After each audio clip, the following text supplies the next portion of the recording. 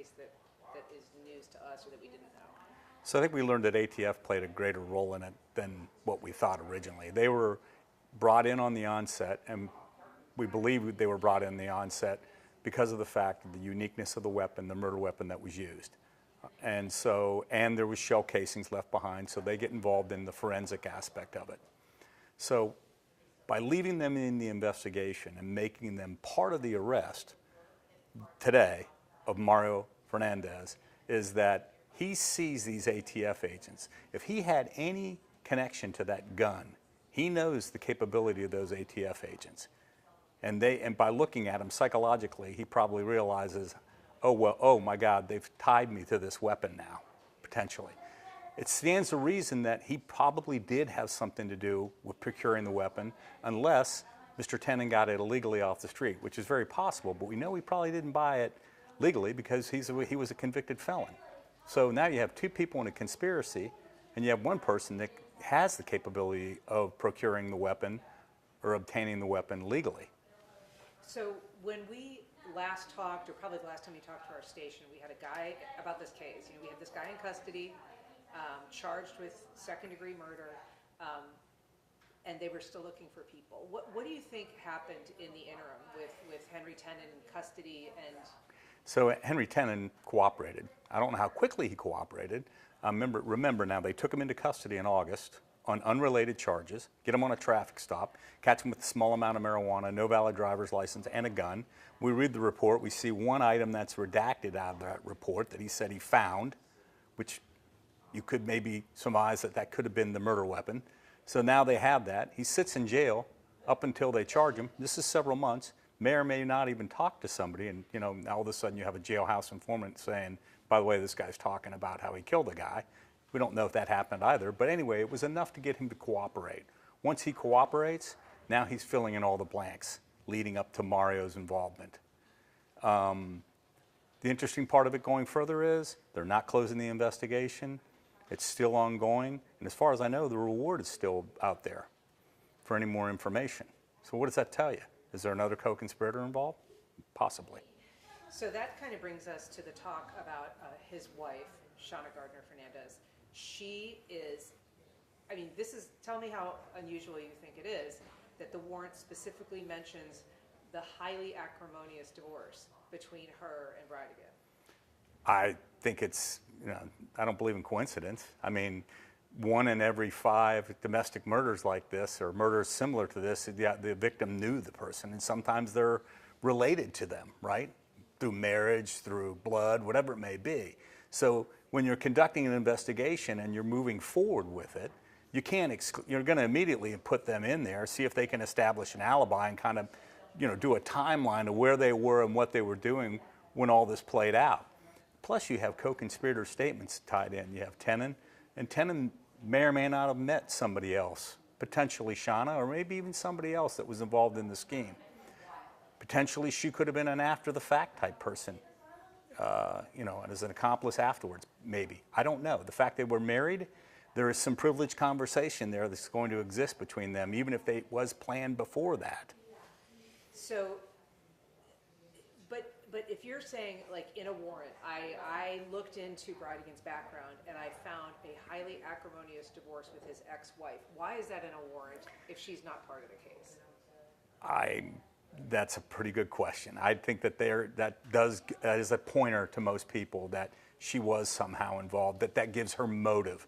The fact there were 800 documents in that divorce battle, as well as she kept constantly taking back to court over 300 motions filed that she filed, continually draining him financially, and had the resources to do it. So that creates a lot of angst between two people. I mean, the hatred may have been that great where she did somehow potentially get involved in this scheme. In some ways, it seems like kind of the most obvious answer, right? Talk about, I mean, when you're looking at a murder case, who you're looking at first? You're looking at the people that are around. You do your victimology, all right? You find out what's going on in Jared's life. He's divorced. He's happily married now. He has children in 2 different marriages. I mean, so you're starting to do your victimology. You look at the location of where the crime occurred, very close to where these individuals were, where they lived within that neighborhood. Crime, a lot of random crime doesn't occur there. They immediately ruled that out. They ruled out road rage. I mean, so you start narrowing the focus of that investigation based on your victimology and based on other factors that were going on in Jared's life. The biggest turmoil in Jared's life that we know of was this continued battle even over after the divorce. So you were talking a little bit earlier about a privilege between a husband and a wife. Tell me about that. What is that, and how could that play into this case? So there is a privilege. A couple's married, and you can't, if they arrest the one individual and not the other, the state or the government can't force that person into testifying against their spouse, unless that individual wants to personally waive that privilege. And then there's a privilege called pillow talk. That privilege extends to both parties in that there could have been spoken communication between the two of them, and that privilege also extends to the individual that may be being implicated by the one that's already cooperating. And what I mean by that, just hypothetically, if Mario says, oh, by the way, she complained enough to me and she wished he was dead and asked me to do it, well, that conversation, at least her asking him to do that, would be considered, that part of that pillow talk that's privileged conversation right there in the state of Florida. I don't think it's always representative throughout all the states, but I do know in the state of Florida, that is privileged conversation still. Now, if there's independent evidence derived independently, other than that conversation to corroborate what's being said, I believe that statement gets in. So even if a couple are talking about a criminal act, that you can't use that? As I know it, if that's all you have, that would probably never get in. So there are a number of links that, even though they redacted a lot of the warrant, they do have in there checks that they found in Henry Tennant's bank account from Mario Fernandez. They don't say how much. And then a number of phone calls, like 30-some phone calls between the two in the time around his murder. What's the significance of that? Well, I mean, you have a timeline that you've built out from when the crime occurred, maybe even a timeline of events leading up to it, if you've identified the target phones that could be, or co-conspirator phones tied in. So the significance is you want to make those phone connectivities fit in what you believe happened here, or what did happen here. So you want to show that connection between Mario's phone and with Tennant's phone at that time, and how things progressed out. Okay, there may have been phone calls made in and around afterward, once the press started putting it out there. Maybe even more once that it was known that other agencies were involved. Maybe that the fact that there was a reward all of a sudden thrown out. When people watch things on TV, it's almost like law enforcement can use that media presence as well to generate maybe some leads that may develop, pick up the phone and have that conversation. And of course, then when you get someone cooperating, they say, yeah, that's when I called him because I wanted to tell him this, or that's when he called me because he was nervous and scared. All these things. So if we're trying to peel back some of that redaction, what's in there, what's under there? Would it be reasonable to think that there's going to be some digital data, phones, that they're able to track these people, that they're going to be able to connect them some way like that? It's safe to assume that maybe there is some digital data that was saved or implicates another individual other than the two now that have been charged. Whether that is Shauna or somebody else, it's safe to assume that if that's redacted out, that's probably what it is. So what do you think happens now? Now they've got him. He's in Orange County Jail this morning. He's going to be brought here for his arraignment. What happens to Mario Fernandez Saldana now? What's he facing? What's he going to go through? Well, he's facing those charges. He's going to have a subsequent hearings here in front of a judge. I doubt he'll get a bond, or if he does, it's going to be very, very high. He'll be segregated and separated from Tennant. And at that point, it's up to him what he wants to do.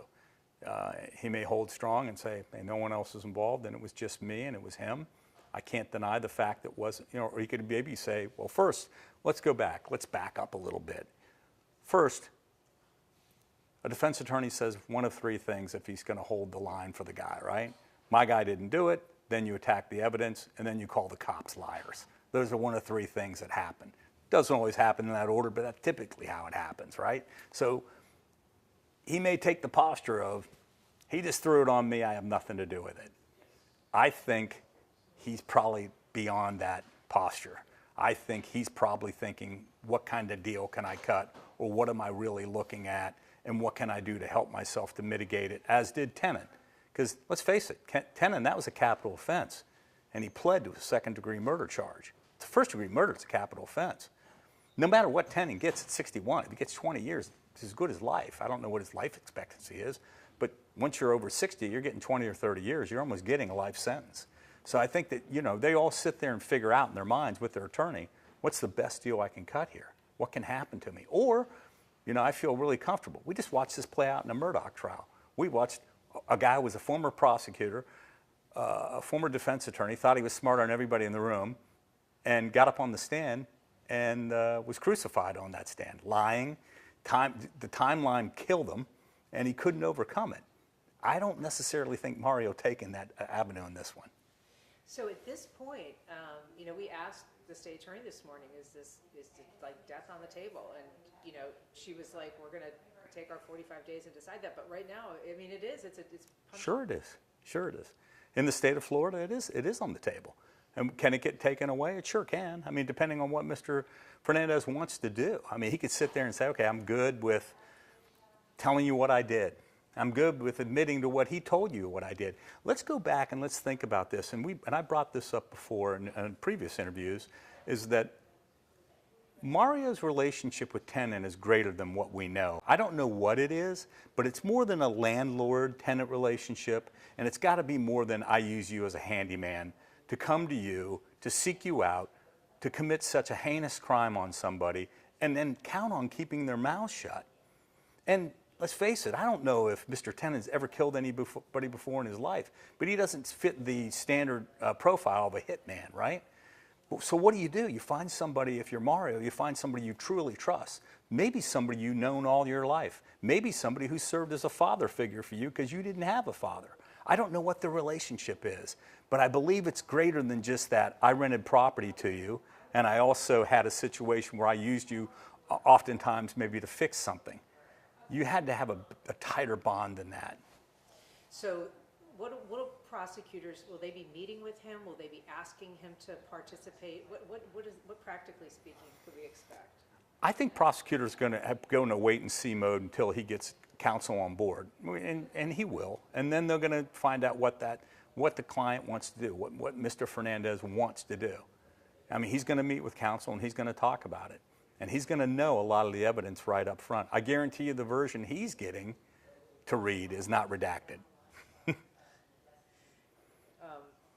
And so I would guess that if death is on the table, that's a pretty strong... That's a motivator, for sure. If death's on the table, that's a very motivating factor. I mean, if you think that potentially they're going to stick a needle in your arm and finish you, yeah, that's enough to get you probably to think, hey, look, I can't roll the dice here, all right? Or I'm not going to roll the dice here for anybody. And, it's always the same. Truth is the best way out of this. If you're going to go in and you're going to cooperate, you better be truthful 100%. Because if you aren't, might as well forget it. Go ahead and roll the dice and go to trial.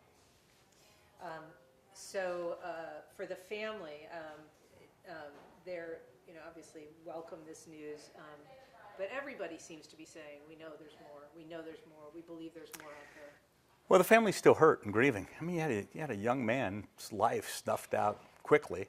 A really, by all rights, a really good father, husband, maybe even a good ex-husband in some ways. I don't know, but I do know this is that if they feel that strongly about it, and they know her, Shauna, probably better than anybody except Jared, and Jared is gone.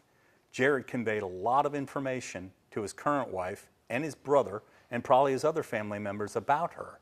So they know her. And I think it's clear that even in some of the interviews that you've seen with Mrs. Bridegan, the current wife, she made it abundantly clear, like, look, she's not a warm and fuzzy person. You didn't even see her drop a tear out of her eye, even though she denied involvement in doing it. So she knows the other side of Shauna. Trying to think if there's anything else that we should talk about what happened today. Does the does that kind of all of it coming together so quickly this morning, is that unusual? I think it's a timing factor. I think it's the perfect storm. You have a grand jury set up. You know, maybe they had it existing. I don't know. Probably not. I mean, they orchestrated this perfectly and timed it right. And let's face it, we all want justice right away as a community, as a society, as victims. We want things to hurry up and play out. We watch a lot of TV. Just about every other show on TV is a cop show, right? Everything's solved in 60 minutes. It's a drama. No, it's not. It takes a while. We're over the year mark since this happened. But I'll tell you what, the way they've conducted this investigation has pretty much been seamless in the way they've done things. They've relied on the public. They put out a reward. They started ruling out certain things. They started narrowing their focus. And I still feel like the day they arrested Mr. Tennant in August, that probably was some type of arranged traffic stop. They felt comfortable in stopping him at that point and taking him into custody. I really believe that. I call it a hunch or call it 35 years of experience. But I think they were conducting surveillance and they said, now's the time, let's go ahead and stop him. And then, you know, lo and behold, maybe they found the gun. They did find a shotgun. They found enough to put him in jail, and they found enough to hold him. And that's the other point. You locked him up for those things. Forget about if the gun was even involved or not. And he gets a no bond on that? Really? Why didn't he get a bond? Because they liked him for that murder. And now we have you in custody and you're sitting. It only helps us when we got you sitting here. They say he's going to be arraigned, I guess, soon. Oh, yeah. Does he think he's going to get a public defender? I don't know. I mean, I don't know. Maybe there's somebody out there with a little bit of money who can help him. I just know She's got a lot of money, but is she going to help him? Could. How are you going to get that money to him with the attorney? No, there's ways of doing that. Trust me. I mean, so it would behoove her, you think, to get him an attorney. If she didn't think he was going to cooperate. Right. But how would you feel if you were married to somebody and within days they leave me, or within a short period of time, I don't know what it was, I can't remember the days, weeks, whatever, but you up and leave and take the kids and go across the state and all of a sudden our marriage is no good? Really? I mean, you have to be really, here's the other part of this, and I hope that, part of this is still, she had to be pretty confident to up and leave him if she's involved with him, to up and leave him knowing that he could be charged. Like, okay, yeah, I'm leaving you. There's no way you can tie me to this anyway, so I'm out. Go ahead and move to Orlando, right? That was a pretty gutsy move on her part, if in fact she was involved with him. Because she's in Washington. Sure. I mean, how would you feel? He's sitting there thinking, wow, and I have no way to hang this on her. I'm going to end up holding the whole enchilada here.